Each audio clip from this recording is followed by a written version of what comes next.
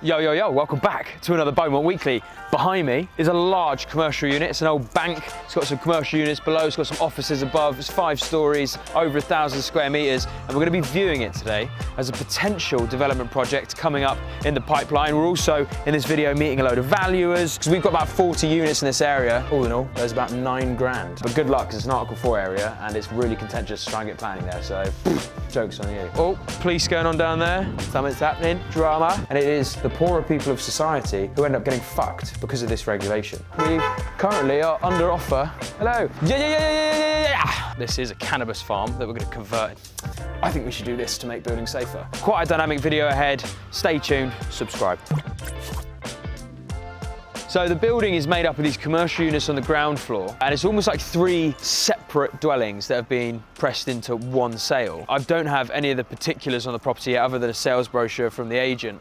And I was speaking to the agent on the weekend. A friend of mine might be looking at wanting to take this on, and I've got a client as well who may look at wanting to take this on. Basically, this is a discovery day. We're going through and we're going to learn more and more about the property, understand the exact makeup of the building, because there's 3 different commercial units here. There's an old Barclays bank that just closed its doors a few months ago, and then they've got these really high vaulted ground floor ceilings. Then there's this middle ancillary floor, and then there's 2 full stack floors, and then there's a dormer, 4 dormers and a large sort of loft with a mansard roof on the top, and the same on the other side. And the other side doesn't have any dormers, but it's the same roof height. So I'm wondering if you get another 2-3 units in there. The agent's plans are not amazing. I've tried to scale them up on SketchUp and produce the best sort of indicative plans that I can. I think you can get 20 to 25 units in this place, plus the commercial. But I want to walk through it and really sense check it, assess all the windows, assess the stair core, assess what we would have to do from an M&E standpoint whilst we're here. So not going through too much detail, but just looking at, okay, so we could do that, could do that, could do that. So then when I go back to the drawing board later to then reissue the plans, the indicative plans, I can make a good assumption on what units we can actually get out of this building. Then that helps us run a full level appraisal, and then we'll come back to do a really invasive survey, albeit we want to press ahead with the scheme. Now, it is Grade 2 listed around the front facade, which is obviously going to have its own complications. The windows are an immediate concern on this building. Although they are stunning, especially around the front, they're going to be very expensive to change. So do we look at a secondary glazing solution, or do we go and change them all? If we change them all, they'll probably have to be timber glazed because of the listing, and there's all kinds of things like that to think of as well. The condition of the roof is a massive roof, but we're talking it's the building from that McDonald's edge there to here, and then all the way back to the bank on the front side. But anyway, it's going to be an interesting viewing. Follow me around, and maybe it's a new project in the pipeline. John, yeah? Yes. Ryan. Hello, mate. Nice to meet you. Ryan, this is Sammy. Sammy just films a few bits for me because we'll get circulated to clients. Hello, mate. So what's the story with this one? It was Barclays in here, wasn't it? Yeah, Barclays were in here Yeah. 30 years plus. When did they vacate? Beginning of this year. Beginning of this year. Yeah. Cool. And we're talking about the whole end of terrace, aren't we? Yeah. The whole thing? Yeah. But the commercial units are sold off? Doesn't include those, they're on long leases. They're on long leases? Yeah. So someone else owns those? So it's the same owner currently. Yeah. Being sold off on long leaseholds. I think they're like 999-year leases. So, Is it? Yeah. But we've got the freehold underneath them? Yes. Cool. No, I tried to make get my head around the floor plans when you sent them over. I noticed that some of them are missing on the upper floors, but I assume it's just 3 floor plates and an ancillary floor on the loft? Yes. A bit of a rabbit warren. Yeah, I can imagine, yeah. All right. Do you want to start in the basement and work your way up? Yeah. Yeah, may as well. These are massive ceilings, aren't they? And the listing's Grade 2? Yeah. Cheers, mate. They've got the big vaults in here as well. Yeah. There's one set of lights. Yeah, so it's my mate that wants to buy this, and he's notorious for banks, so he's figured out the best way to get these out of the buildings, which is quite funny. But yeah, this is storage space for whatever tenant will come in here. Is there any planning on the building or any outline or anything like that, or is it just as it is? There's 2 stair cores, right? Yes. So this is just the basement one, but there's another main one, isn't there? Yeah. And then this is the elevator that goes up to the first floor, only to there. And these stairs wrap up and round to the tippy top. Yeah. Nice one, mate. Any asbestos surveys done? Yes. I'm guessing these tiles. Yes. Everything. So they've got a management survey essentially. Yeah. They've got a management survey, but yeah, all of these tiles and probably some of these floor tiles underneath, likely asbestos, aren't they? So they had a intrusive survey done on the asbestos, or just a management survey? Intrusive. They've got all the samples and everything. Yeah. Okay, cool. There's no measured plans for this building, is there? No. Oh, they've got the secondary units in already. Oh, it's single glazed. Quirky. It's a stunning building though, isn't it? Yeah. There's a nice old building. There's toilets here, yeah, toilets. So these stacks, I'm guessing, all run down that central void. Yeah, so these toilets here, all the stacks run out there. Yes, I think so, yeah. So we're looking at these stacks here. Yeah? See these? They've got a row of toilets here, and they all, I think, fish out into that yard. This light well. Yep. Okay. That's good. Which means sewer connection's going to be there, right in the centre of the building. Cool, cool, cool. And this is the other stair. Yeah, that's the other one, isn't it? Yeah, so that's just back down to the ground floor. So where's that go? That's back into the bank room, is it? Yes, back into the main reception area. Got ya. And that little right turn there. Where's that one go? There's just a little storeroom down there. Oh, okay. Yeah. But the main, it doesn't go back to that other stairwell, does it? No. It just goes out to the bank area. Yeah, so the lift that's downstairs, you've got the lift here, basement door on your right, and then Yeah. separate fire escape up here. Got ya. Okay, cool. I like these little balconies. Little Juliet balconies. And then it goes a bit further that way, right? Yeah, this is... Oh, I haven't got the key for it there. No, but- no worries, mate. Yeah. Stunning windows though. If these were resi units, the amount of daylight you're getting, you're well nice. It's solicitors, yeah? When did they vacate? 25, 30 years ago. Oh, fucking hell. Yeah. Wait, has this been vacant for a long time upstairs? The bank haven't used any of this for the past 20 odd years now. Oh, really? Yeah. Fucking hell. So you know that exit that goes out by the McDonald's? Yes. We don't have access to that? No. Just the commercial units? Yeah. Okay. The other fire escapes. Sorry, I just want to eyeball that.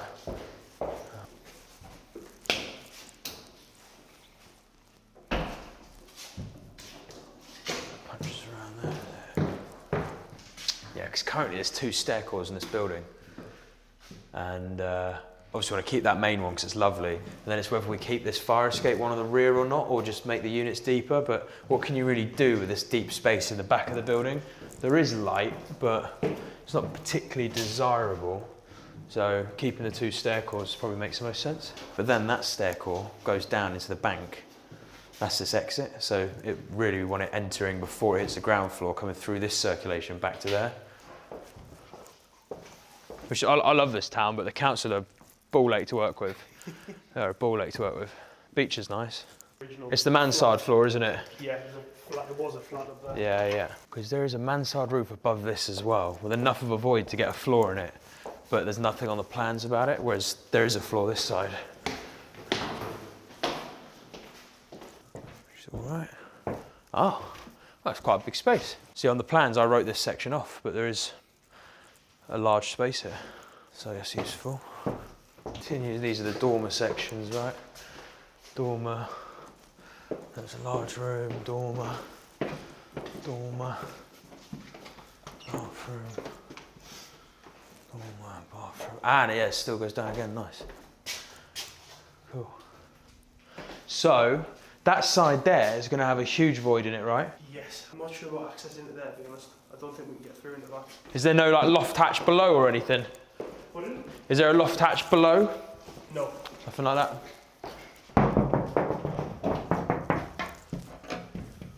Through it is going to be that void. I reckon there's an access there to that void with a load of joists and possibly like a catwalk through the loft. It'd be interesting to, when we come back, we could pull off these panels and you see how much space the other side. There's probably another 2 units in there. That's it, innit? Any chance of getting on the roof? Yeah. Is that all right? Go up there, yeah. So I have a look at the roof condition then.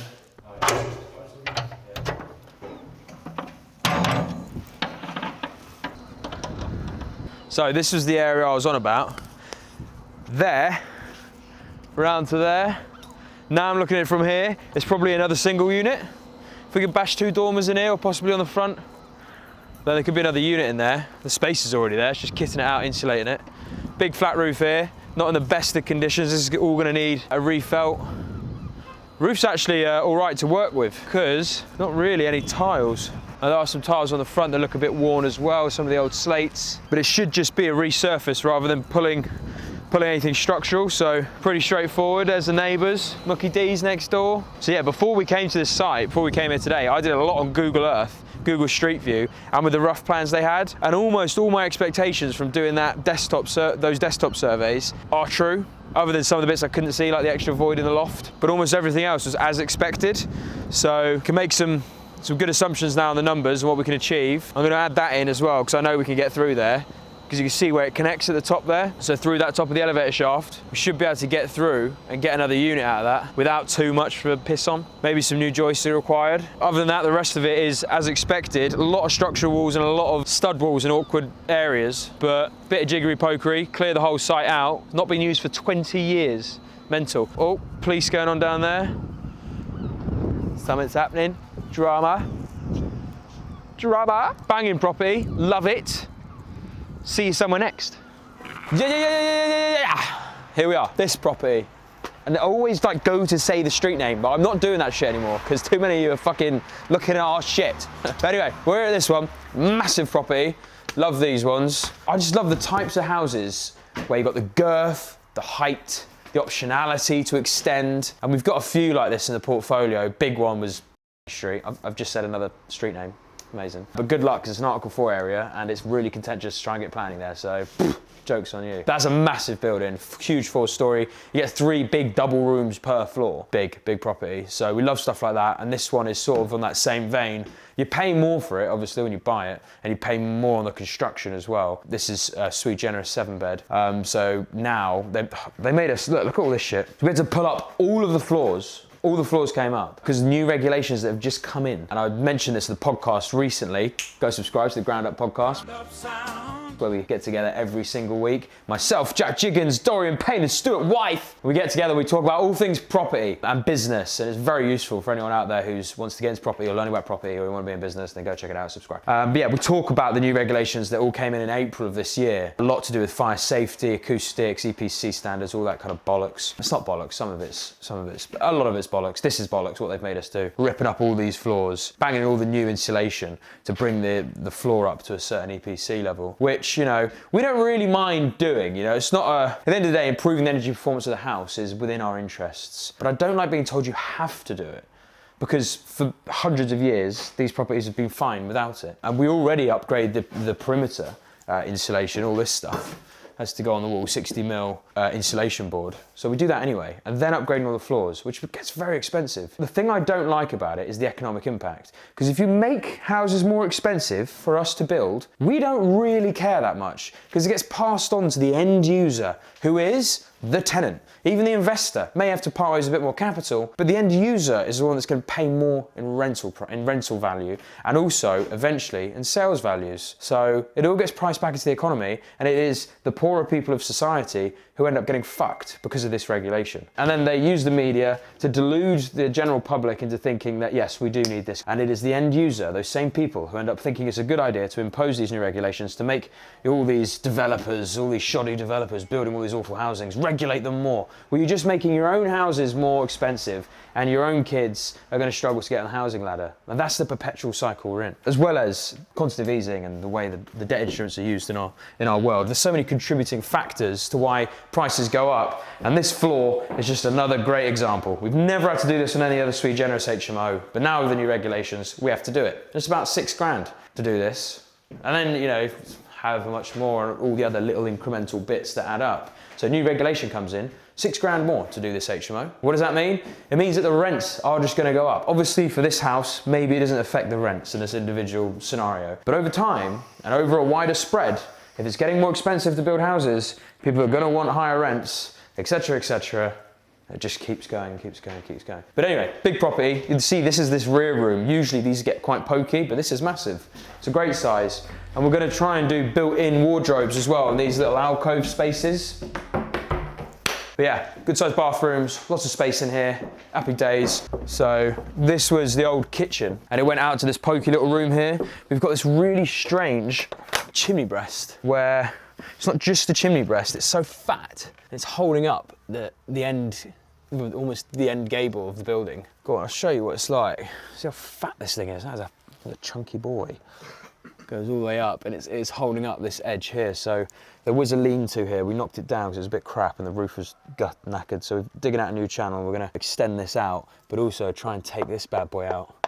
We've got 2 steels in the front behind Sonny over there to try and prop this thing up as we take it out and get more space back in. We didn't need to do this for space standards. We could have just kept this in, but it's one of those where, you know, this will cost us another, probably 1,500 quid, 2 grand, but probably about 2 grand, 2, 3, maybe 3 grand actually by the time we actually have to prop that up and reinstate it. Just call it 2, 3 grand to get that out and make this space really nice and open plan compared to just leaving it in. But that's what we want to be doing for these tenants. You want to make these places really nice. And it's something we have admittedly woken up to more and more over the last 6 to 12 months really. Because before we built things for maintenance, because the Northeast wasn't so competitive, the standard, the quality of stock up here has always been, you know, below par compared to that of say London or the South, because of economic reasons. You know, 6 to 12 months before that period, there simply wasn't the uplift in value to justify such a high spend, especially if you're doing volume like we are. If you do it yourself and you DIY it and you save all that kind of preliminary costs and all those things, of course you could do a high spec, but you can't scale that. You can't offer that to investors as a service. It doesn't work. So we had to do things at a rate where we were managing ROI and expectations on the back end, but they were considered for the standards of the Northeast, because remember, areas in the UK are different. I know that our standards up here are still pretty average compared to that of, say, high quality stock in London. But in London, you can spend £1 and make £3 or £4. Up here, you spend £1, maybe make £1.5, £2. So you have to be quite careful in the end spec and quite careful what you spend and malinvest. It's all good having all bells and whistles throughout the property, but if your return on investment isn't great and the maintenance costs are high because you've got all these expensive gizmos to replace and your parking capital, it's not ideal. So we've always tried to manage that carefully as an investment product first. That's what we do. It's our offering. We provide investors a full stack service where we're trying to manage a yield. So that's all that matters, it's a yield play. And then we worry about the spec and the feel for the end user and things like that. But you don't want an investor to think about that. You don't want an investor engaging us, paying us good money, and then also worrying about the type of furniture and what it's going to look like, how the light's going to come into the room, the decoration. They don't want to think about that. They want to think, do your fucking job, get the shit done. So we're like, all right, how can we keep improving it without impacting that yield that they're paying us for? So we have to be careful, and so do you. If you're a developer out there and you're working for investors, you've got to remember what your relationship is. What are you doing for said investor? Just whilst I'm here as well, this part in the property, I got too carried away with my rants about the economy and legislations, but I need to explain this because this is a great little thing you can do in these terraced houses where before the landing, you know, this used to be a straight run stairs, come up to here, and there was about a 2 metre circulation area, and this window that's here was actually in the landing. So all of this space from here to that wall was just dead area as far as I'm concerned. I know some people do like leaving windows for the landing to allow some natural daylight in, but really, you like to do that. You know, if you can get that window back into a bedroom, there's going to be much better return on the window than just having it service the landing. So we've sort of pieced it back in and gained another, probably about 2 and a bit square meters for the bedroom, but also a better swing on the door, which allows the bed a bit more space, which allows our kitchenette units to come in that bit tighter, and now they can sink down there. So quite a bit of a knock-on effect. The way you do it is by just re-kiting the stairs at the top. So rather than 3, 4 treads going that way, you just turn them up here, straight into the landing, no problemo, building control, fine with that. And then piece your wall in, and you've got 2 meters back to these dogleg bedrooms, these ones that come off the dogleg on the extension. Again, another good room here, nice one. And then this back room was just fucking huge. And here's another thing building control made us do. And this is a part of the new regulations as well. We've never had an issue with stairs. And the 2 properties we've done recently, we're having issues with stairs. So we're having to change our expectations with building control now on the sui generis stuff or 3-story stuff. But you can see where the old stairs were here.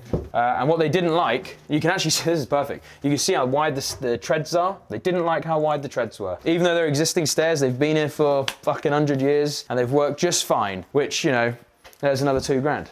2.5, well, 2.5, 3 grand really when you think of all the knock-on works that get affected by ripping out a staircase. So all in all, there's about 9 grand extra from just some new legislation that's come out from some dickhead sat in some computer going, I think we should do this to make buildings safer.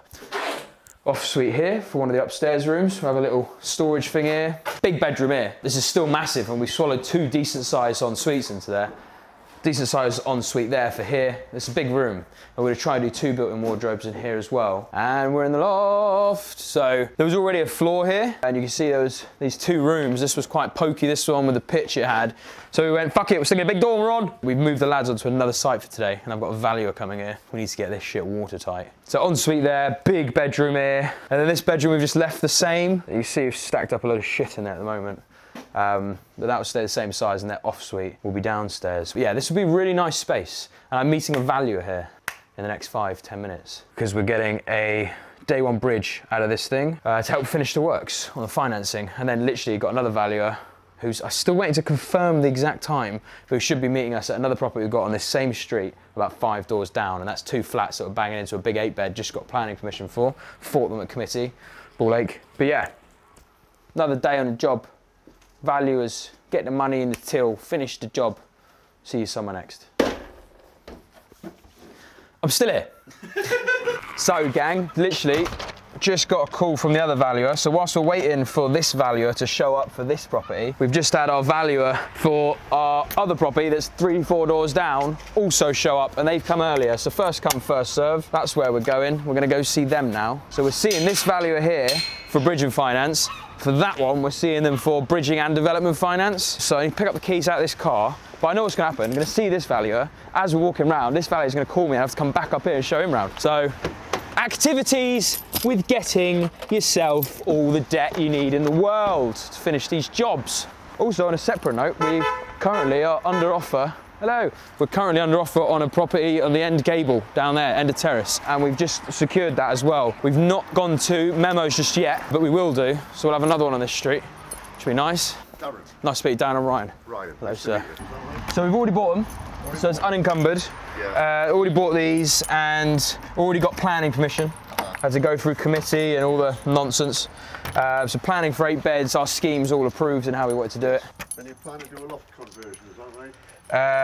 Yes, loft conversion. 1 bedroom or? That will add 2 bedrooms. Ushka! Right, so we'll leave Darren to it. Seems like a great guy. And I don't know if you caught that on camera, but I always give him the option. Because I know what it's like when you're viewing a property and you're getting handheld by the agent walking you around. So I'll always try to do a very nice introduction. They've already got on all our valuation pack and everything that we've got to support our valuation for the scheme. So he's got all that to hand. He doesn't want me nagging him in his ear as he's walking around. I want him to come to this viewing and feel like he's had the easiest job and a nice friendly impression. And that positivity should hopefully mean that he gives us the valuation we want. And we've had some good luck with valuers recently, so might be to do with increasing the spec, but also just we're getting better and better at dealing with them, rather than try and be on the back foot and have animosity towards the value and go, give me my value, I can prove it, I can prove my value. I'd rather just go, look, we're giving you all the details, you're a professional, you do your job, let me know if you want me to be here and walk around with you or just leave you to it, and hopefully that's how you're gonna get the best result. Everything's sales, always be prospecting. Your valuer, you always want to prospect, because those boys hold a lot of value in your schemes, I think, is the best approach. Let me know what you think in the comments. Do you think there's a better approach? Anyone tried any other tricks? Try give them some donuts or something as they arrive? Could be bribery. Anyway, now we wait for this valuer to show up. Yeah. Did I send through the tenancy agreements? No, I haven't seen them. Okay, just so I've got, if you want, I can follow up with those, because we've got about 40 units in this area, and we're getting on average about 600, 700 a room, because we do these to quite a high standard. Yeah. So I can send those over as a bit of supporting data. If you can, I'll get you a card. Beautiful, cool. Do you want me to leave you to it? Yeah, just we'll start. Nice. Thank you. Nice one, guys. Yeah, so valuer's here for this one now, cracking on. And we've also just had Catherine, who's going to be our new buyer admin in construction, sign her employment contract. She is joining with us. So I'm going to drop her a call. I don't know if this will make the vlog or not. I'm just going to make sure she's all right, because she's joining on Monday. She might be at work at the moment at their other job as well, so. Hello, Catherine, how you doing? All good. I just heard you've signed off the contract, so you're all signed up, ready to go. Amazing. Nice one. All right, have a good week. See you next week. Nice one, bye-bye. Wonderful stuff. Catherine, you member of the team. She's going to come in and shape up the construction business, because we have so much work on that we just need a bigger back office. We need the support from the back office. So Catherine should be coming in And I am hoping she'll bring a different level of energy to the back office side of the administrative duties, of which there are many in a construction business. It is just fraught with bollocks here and there and everywhere, as well as actually all the stuff on site. So yeah, big clean-up, big tidy up happening. Catherine should come in, really change the game for us and help us scale to where we want to get to.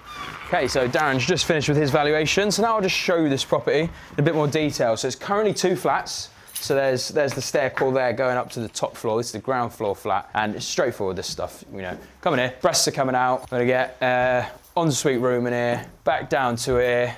We're gonna re-kite the corridor so it will go through here instead, bringing this space back to this smaller room. It gets all of this storage here as well, and we're gonna pull it out this side. So this wall's gonna come over a bit to get that space back into that room. And then we get 2 good sized rooms down here, and then breasts come out, really nice long kitchen, dining, lounge area, because it gets a bit thicker towards the back as well. And obviously we won't need the stairs coming down, so all of this will come out. This will be a really nice big communal offering, which is what we're trying to go for with these bigger ones. So then the upper flat, which currently just occupies the first floor. Mental how many letters are in here. Right, and there's a few ways you can get into your loft. So we're doing the loft here, getting 2 rooms up there. You can either re-kite above the stairs, which loses you this room, because once you've stuck those stairs and that lobby in, you're definitely never getting a bedroom out of that space. You can go the other way as well and come back up and over, but again, you lose an even bigger room, so not worth doing that. More letters. Hello? Was that another letter that came through? Yep.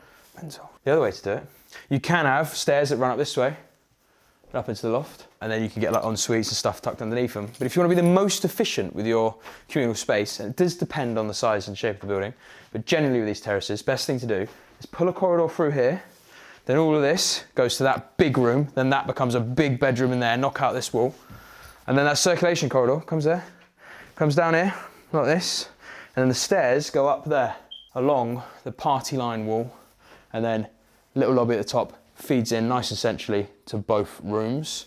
And then you're minimizing lost area around the windows where the natural daylight is, where you want to maximize room space.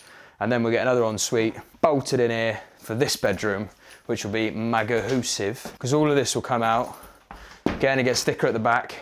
Sorry, their ensuite, we're going to stick right at the back here, because we'll reinstate the floor here and give all this back to them. So they will, they'll have a massive room, but that ensuite will stay at the back, because we've already got the drainage there, so they'll have their ensuite there. But the one that goes by the stairs, we'll stick another off suite here, accessible through this circulation area for this bedroom at the back. So then that bedroom gets a bit fatter, comes into the lobby area a little bit, and then you get 1, 2, 3, 4 on this one. 5, 6 on the ground, and those stairs up into the loft, you get 7, 8, and still a massive kitchen dining communal area. So generally these dual flats that you get on these terraces are almost always this kind of shape. They might not be this size. I've seen ones that are about 20% smaller, and seen ones maybe 10% bigger than this as well. We have done one that was fucking massive, but this is a big one as well. So easy getting 8 nice rooms in here. Lovely stuff. And we have just passed 400 units in our portfolio and pipeline. So we'll have 400 tenants to look after soon, which is starting to really become a sizable lettings agent on the back end of this, which is great. Anyway, that's this done. Don't know where we're going next, but subscribe.